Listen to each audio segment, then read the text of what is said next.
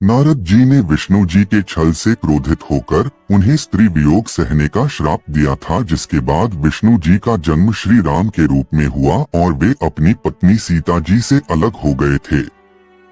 आज हम आपको अपने इस कहानी के माध्यम से यह बताएंगे कि सिर्फ श्री राम को ही विष्णु रूप में श्राप नहीं मिला था, बल्कि माता सीता को भी अपने पति का वियोग सहने का श्राप मिला था। पवित्र हिंदू ग्रंथ रामायण के अनुसार एक धोबी के संदेह करने पर श्री राम ने सीता जी को त्याग दिया था, लेकिन इसके पीछे भी एक कहानी है। आइए जानते हैं कौन था वह जिसने सीता जी को श्राप दिया था और इसकी वजह क्या थी। प्रचलित कथा के अनुसार एक बार देवी सीता अपनी सहेलियों के साथ अपने महल के बगीचे में घूम रही थी। तभी अचानक उनकी दृष्टि पेड़ पर बैठे एक तोते के जोड़े पर पड़ी, जो सीता जी के विषय में बातें कर रहा था। उनके मुख से अपने भविष्य की चर्चा सुनकर सीता जी को बड़ा आश्चर्य हुआ। कहते हैं वे दोनों प्रभु श्री राम के बारे में बात कर रहे थे। यह सुनकर सीता जी की जिज्ञासा और भी बढ़ गई। तब उन्होंने उस तोते के जोड़े को पकड़वा लिया और उनसे अपने भावी पति के बारे में पूछने लगी।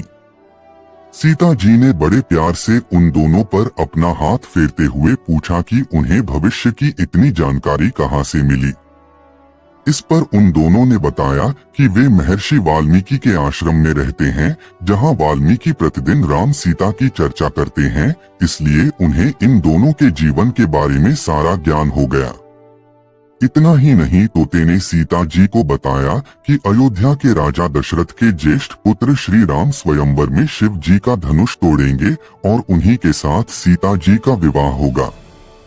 कहा जाता है कि सीता जी के सवाल खत्म ही नहीं हो रहे थे।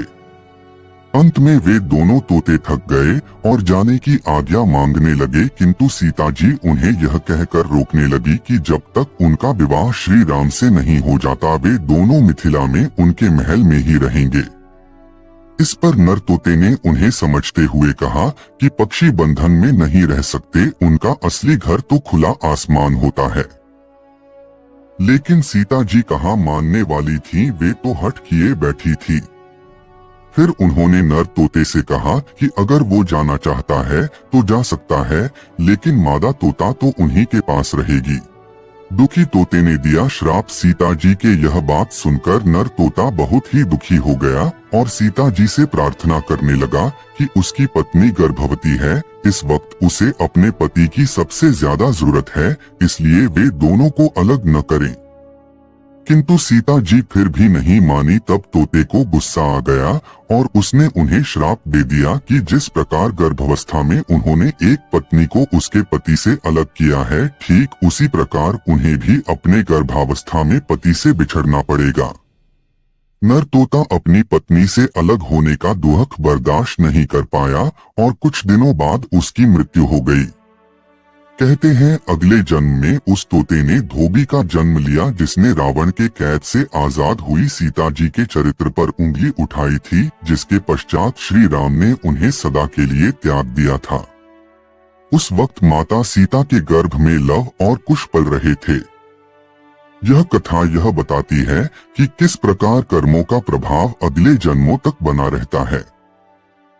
नर तोते द्वारा सीता जी को दिए गए श्राप ने उनके जीवन में एक बड़ा मोड़ लाया और यही कारण बना कि गर्भावस्था में उन्हें अपने पति से वियोग सहना पड़ा। जब धोबी ने उनके चरित्र पर संदेह किया तो श्री राम ने समाज के नियमों का पालन करते हुए सीता जी को त्याग दिया, जो कि उनके जीवन के सबसे कठिन निर्णयों में से एक था। इस वियोग ने न केवल माता सीता बल्कि श्री राम के जीवन को भी प्रभावित किया।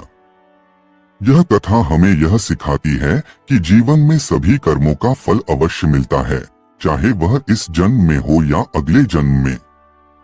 दोस्तों, आपको ये वीडियो पसंद आई तो वीडियो को लाइक और चैनल को सब्सक्राइब करके एक प्यारा सा कमेंट कर देना।